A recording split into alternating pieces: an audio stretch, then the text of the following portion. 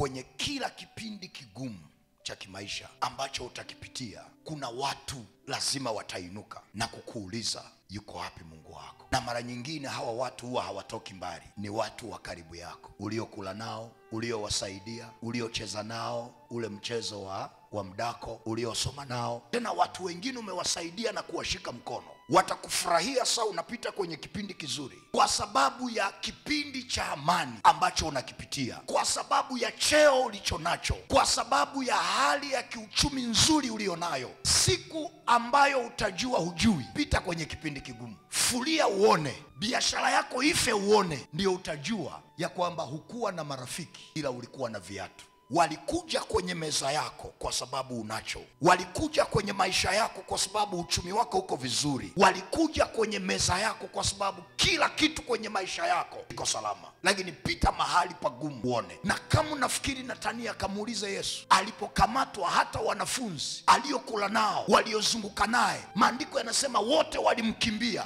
Na katikati ya hicho kipindi kigumu, Mungu akainua mpita njia anaitwa Simoni Mkirene, ndiye akamsaidia kubeba msalaba. Lakini kina Petro, kina Marko, kina Yohana walitimua mbio, na kuna mahali wanasema huyu mtu hatumfahamu kabisa. Kwani unaona tunafanana naye? Hatumfahamu. Na ndio maana ni muhimu sana kuomba Mungu akuinulie watu sahihi, na kama kuna marafiki wanafiki kwenye maisha yako, Mungu akutenge nao kwa jina la Yesu. Kama kuna marafiki wanaokuja kwa sababu kwenye ndoa una amani, biashara yako ina amani, kwenye maisha yako kila kitu kiko salama, lakini ukipita mahali pagumu watakukimbia, hao marafiki Mungu akutenge nao. Akuinulie Simoni Mkirene ambaye haji kwenye maisha yako kwa sababu ya status ulionayo, ila anakuja kwa ajili ya kusimama na wewe kwenye vipindi vyote kwenye maisha yako. Iwe kipindi cha machozi, atasimama na wewe. Iwe kipindi cha kicheko, atasimama na wewe. Na ikiwa una marafiki wanafiki, Mungu akutenge nao kwa jina la Yesu.